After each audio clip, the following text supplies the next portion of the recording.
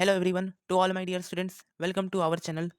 तो आज के इस वीडियो में हम लोग पढ़ने वाले हैं CBSE class 10th social science के एनसीईआरटी के इकोनॉमिक्स का third chapter, globalisation and its impact. इस चैप्टर को हम लोग वेरी शॉर्ट नोट्स के थ्रू पूरे कंप्लीट कंसेप्ट के साथ इसे समझेंगे। तो आइए स्टार्ट करते हैं सबसे फर्स्ट टॉपिक से।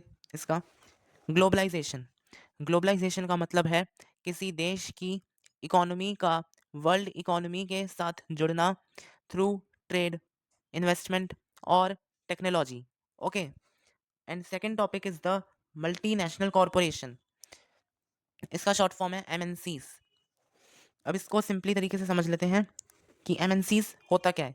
एमएनसीज वो कंपनीज होती हैं जो एक से ज़्यादा कंट्रीज में प्रोडक्शन को ओन या कंट्रोल करती हैं, डिफरेंट कंट्रीज में फैक्ट्रीज लगाती हैं, चीप लेबर और रिसोर्सेज के लिए डेवलपिंग कंट्रीज में इन्वेस्ट करती हैं। ओके, अब आते हैं अपने थर्ड टॉपिक, फॉरेन इन्वेस्टमेंट पर।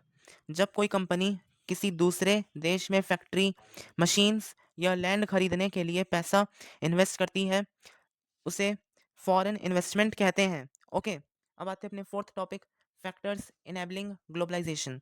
अब इसमें क्या है, टेक्नोलॉजी में फास्ट इंप्रूवमेंट, ट्रेड और इन्वेस्टमेंट पॉलिसीज का लिबरलाइजेशन, ट्रेड बैरियर्स को कम या रिमूव करना।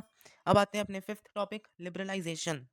इसमें क्या है, गवर्नमेंट रिस्ट्रिक्शंस को कम या रिमूव करना ताकि ट्रेड और फॉरेन इन्वेस्टमेंट फ्री फ्लो में हो सके।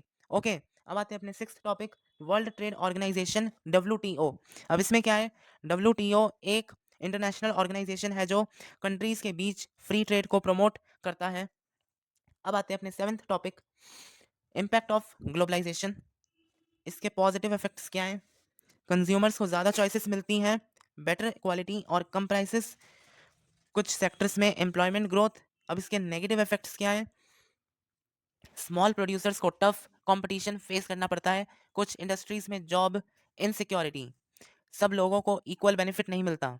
अब आते हैं एट्थ टॉपिक पर, फेयर ग्लोबलाइजेशन। इसमें क्या है, ग्लोबलाइजेशन सभी सेक्शंस के लोगों के लिए बेनिफिशियल होना चाहिए।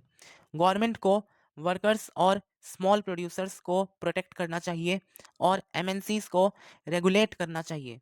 ओके, अब सबसे लास्ट टॉपिक समझ लेते हैं, इंपॉर्टेंट कीवर्ड्स क्या क्या है।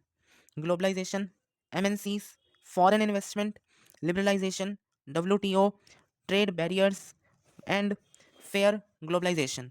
ओके, तो आज के हमारे इस वीडियो में बस इतना ही था, and I hope students you will understand this. If you have any doubt, please comment, and if you like this video, please like, share and subscribe. Thank you.